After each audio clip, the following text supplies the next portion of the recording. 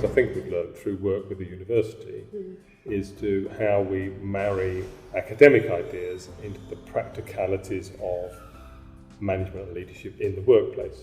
So it would be easy, and it's an easy thing to do, isn't it, to teach people knowledge and facts and models, and for it to still sit somehow ethereally outside of the practice of their work. And I think one of the reason why, and one of the ways in which we do that, is use creativity and innovation and experimentation around human elements that allow people to build their confidence in. And I'm thinking about our use of art, for example, as a way of valuing things other than words. So we sort of attach some importance to the way people think, like in shapes and in stories, or in animals, or in colours, that then really help to engage people, to get them to think about what might happen in their workplace and start using the things they're learning the next day, immediately, which is why I think companies begin to see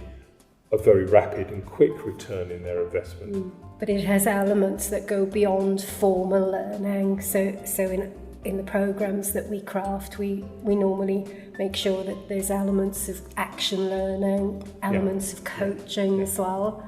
So I think we probably learned that from the Institute of Leadership and Management when we worked there, and we researched what helps learning transfer back into the workplace.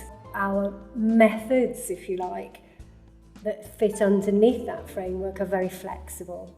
So we can draw on lots of different techniques and tools and ideas, but all within that conceptual critical leadership framework.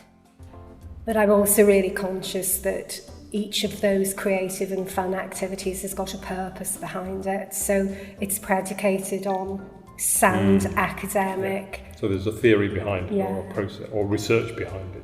Which I think is really important to us as well, that we want people to have fun, we want people to learn in interesting and creative ways, but it has to have that academic rigour attached to it as well. The idea that critical leadership is a bit more than just learning about leadership, it delves more deeply into organisations and their practices. And I think that's one of the reasons why companies and organisations under pressure and grappling with technology and change and so on need to have senior members of staff who are able to be almost forensic around the way they look at policies and procedures and so on, in order to prevent wasted time.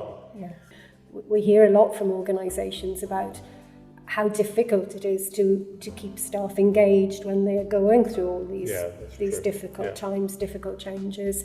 And I think the leadership programme helps to engage people, to really draw people into understanding how they need to develop themselves. Even when we're working to Institute of Leadership and Management standards, we're still writing programs that are bespoke programs to the organisation. So we start with what is it that the organisation wants to achieve through this program, and I think that's important.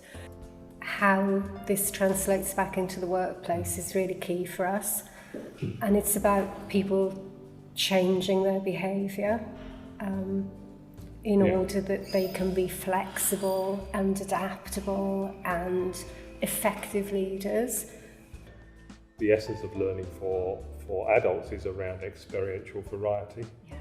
And I think one of the things we probably captured that quite closely in terms of not only what we already know, but we're prepared to experiment with different techniques. We've used artifacts, and it's neatly summed up by part of the second part of our model, which is about space, place and pace. And I've noticed that it's unusual amongst our contemporaries to concentrate on those issues in a way that resembles or reflects our view about the variety that's needed to keep people engaged, to keep them thoughtful, and the way we concentrate on facilitating those elements in order to maximise the result at the end. Yes.